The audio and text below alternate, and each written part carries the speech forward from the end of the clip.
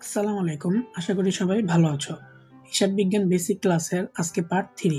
আগের ভিডিওতে আমরা ৫ প্রকার হিসাব সম্পর্কে জেনেছিলাম আর মূলধন, উত্তোলন সম্পর্কে ধারণা পেয়েছিলাম। যারা এখনো পার্ট 1 এবং পার্ট 2 দেখোনি তারা অবশ্যই দেখে নিবে।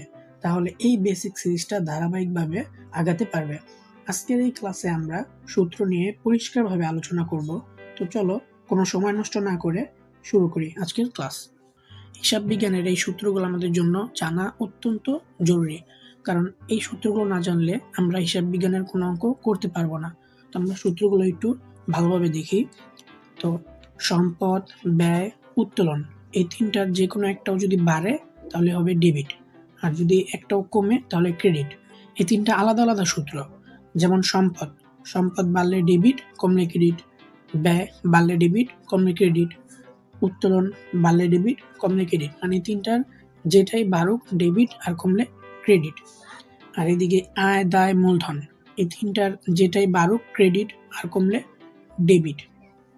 তো অনেকের মনে প্রশ্ন জাগতে পারে যে আমরা গত ক্লাসে 5 প্রকার হিসাব সম্পর্কে জানছিলাম, কিন্তু এখানে তো 6টা দেখতেছি, এর মানে কি?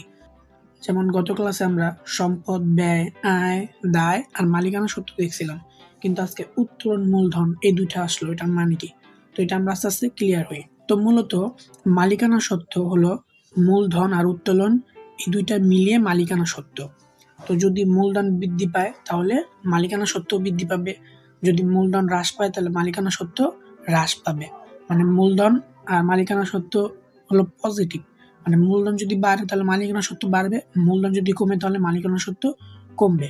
আর উত্তোলন যদি বৃদ্ধি পায় তাহলে মালিকানা সত্ত্ব হ্রাস পাবে, আর উত্তোলন যদি হ্রাস পায় তাহলে মালিকানা সত্ত্ব বৃদ্ধি পাবে। মানে উত্তোলন হলো মালিকানা সত্ত্বের বিপরীত। তো আমরা আলটিমেটলি বলতেই পারি যে মালিকানা সত্ত্ব যদি বৃদ্ধি পায় ক্রেডিট, হ্রাস পায় তাহলে ডেবিট। কেন? কারণ আমরা দেখছিলাম যদি মূলধন বৃদ্ধি পায় তাহলে কি ক্রেডিট, আর হ্রাস পেলে ডেবিট। আর মূলধন হলো মালিকানা সত্ত্বের পজিটিভ সাইড। তো মূলধন যেটা হবে মালিকানা সত্ত্বেও সেটাই হবে।